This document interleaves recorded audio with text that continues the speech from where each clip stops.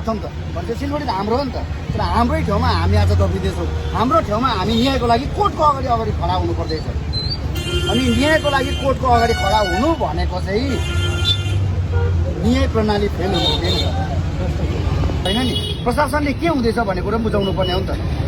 त्यो मान्छे आउँछ विरोध गर्छौँ, ठिकै छ, विरोध गरिरहेका छौँ, तर प्रशासनले पनि हामीलाई त्यो मान्छेले सजाय किन पाएको छैन भन्ने पनि स्पष्टता हामीलाई दिनुपर्ने हो। र त्यो पनि भएको छैन भनेपछि त हामीलाई प्रशासनले पनि हेपेको छ है, अनि त्यो हत्याराले पनि हेपेको छ।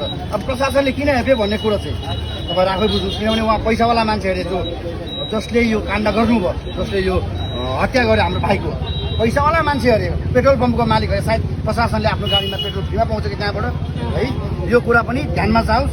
अनि फेरि पनि सम्पूर्ण गोर्खा दाजुभाइ, नेपाली भाषी दाजुभाइ, अनि साथै जसले पनि न्याय प्रेमी हुनुहुन्छ, जसले साँचो तपाईँहरू भारतीय हुनुहुन्छ, म नेपाली र गोर्खाली मात्रै भन्दैन, साँचो भारतीय हुनुहुन्छ, आउनुहोस् तपाईँहरू पनि जोड्नुहोस्।